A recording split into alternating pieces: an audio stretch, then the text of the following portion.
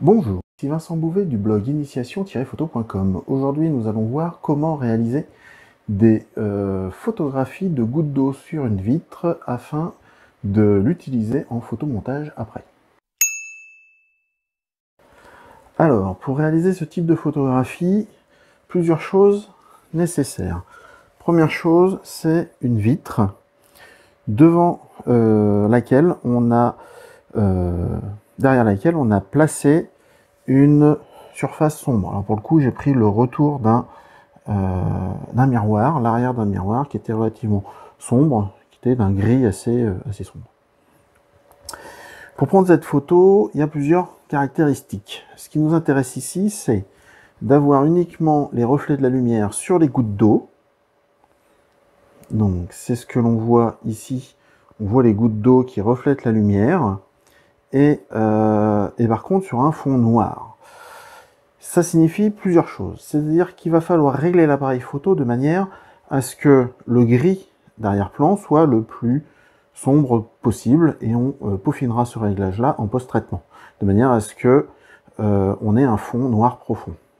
Et on va augmenter les contrastes pour que les reflets de la lumière sur les gouttes d'eau qui les dessinent soient avec un blanc le plus pur possible. Ça, ce sera en post-traitement qu'on verra après. Autre chose, une vitre telle que vous voyez, en fait, il y a plein de reflets. Ça nécessite de mettre un cache devant, sombre. Donc on va prendre la photo dans le noir. Et pour cacher, en fait, j'ai pris un gilet, j'ai passé mon objectif dans la manche du gilet, j'ai pendu mon pull dessus, et j'ai rajouté un autre t-shirt à côté pour vraiment couvrir la surface.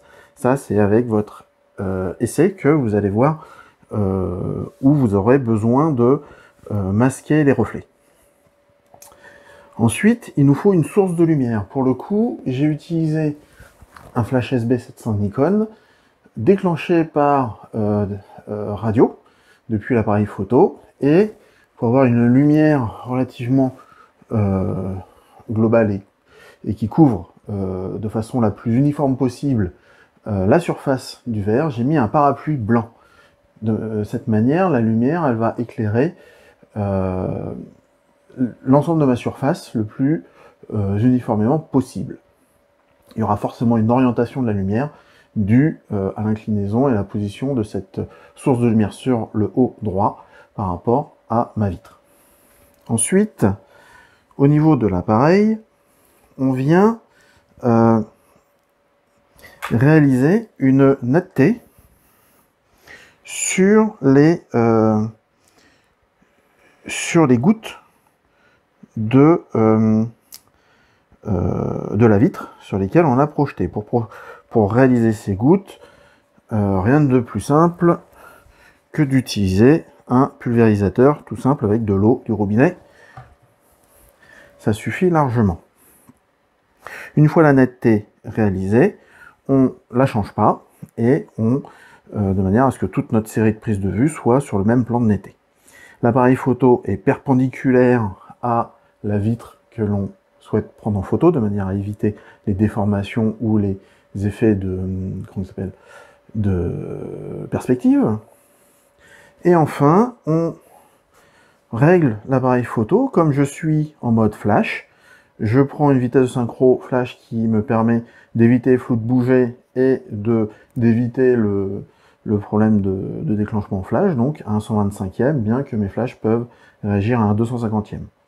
J'ai réalisé une ouverture la plus petite possible.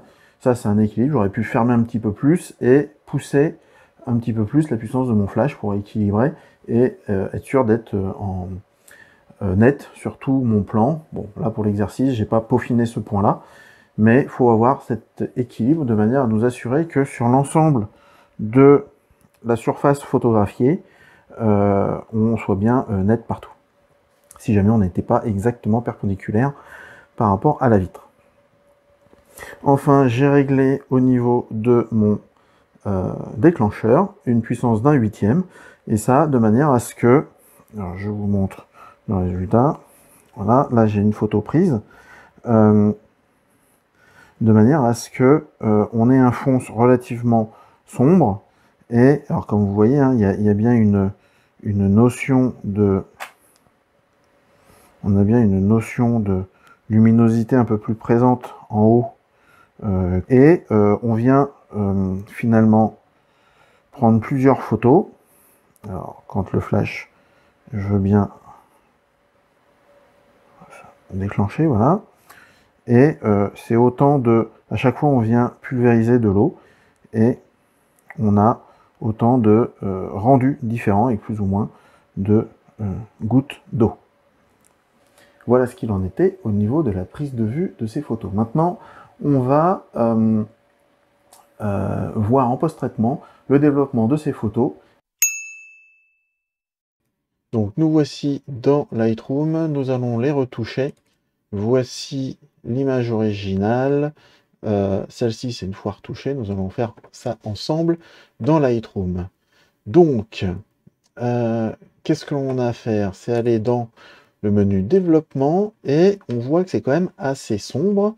Il y a un peu d'informations. On va rehausser ça.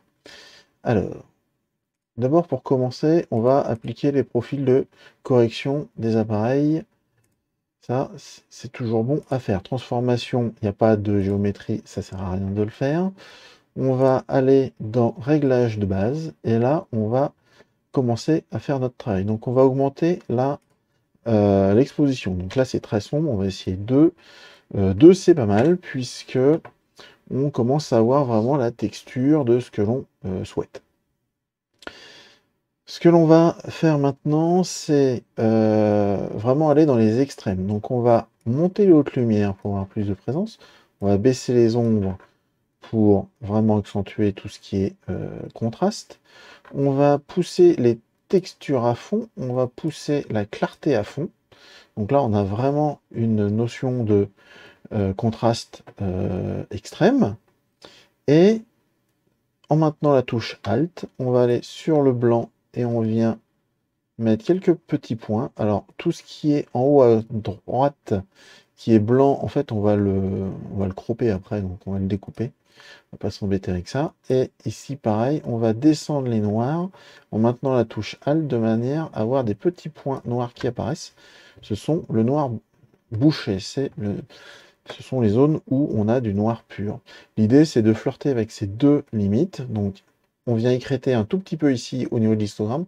Et ici aussi. Alors là, en fait, on est plus sécrété puisqu'on a toute cette bande-là qui est trop cramée. Mais finalement, on n'en veut pas, celle-ci. Donc, on vient couper ça. Donc, je garde la petite bille d'eau ici. Et je ferme. Et voilà. Et donc là, on a comment dire, la retouche qui va nous convenir pour réaliser notre utilisation dans le photomontage. Et donc ça, nous allons voir ça la semaine prochaine. Si vous avez aimé cette vidéo, je vous invite à cliquer sur le pouce vers le haut, à vous abonner à la chaîne YouTube et à partager celle-ci avec vos amis. Mais le top du top est de vous abonner à mon blog initiation-photo.com en scannant le QR code affiché à l'écran. Et en échange, vous recevrez mon livre sur le chemin de votre inspiration. Merci beaucoup, au revoir et à bientôt.